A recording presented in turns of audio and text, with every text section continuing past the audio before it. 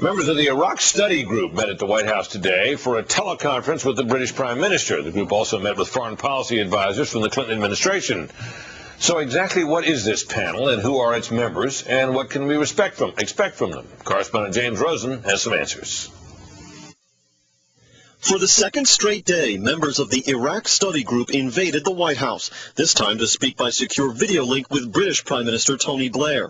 Largely unknown just a few weeks ago, the ISG has suddenly metastasized, at least in reputation, into a kind of fourth branch of American government. Its policy recommendations on the war in Iraq, expected early next month, already taking on the aura of officialdom reserved for historical inquests like the Warren Commission.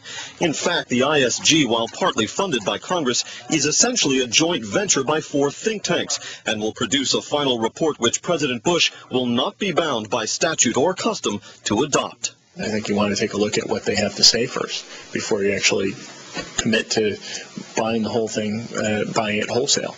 The group and its co-chairs, former Republican Secretary of State James Baker and former Democratic Congressman Lee Hamilton, have twice met with President Bush, who praised the ISG's diligence, then offered a gentle reminder about who is the decider in the making of U.S. foreign policy. I believe it is very important, though, for people making suggestions to recognize that the best military options depend upon the conditions on the ground. 5 of the group's 8 official members boast little or no experience managing a national security issue of the magnitude of the war in Iraq. Vernon Jordan is a lawyer and civil rights advocate, perhaps best known for his efforts to find Monica Lewinsky a job outside the Clinton White House. Leon Panetta served as the last chief of staff in that White House and is chiefly remembered for his work on domestic issues like the budget. Republican Alan Simpson represented Wyoming in the Senate for many years, serving on the Judiciary, Finance, Veterans Affairs, and Environment and Public Works committees.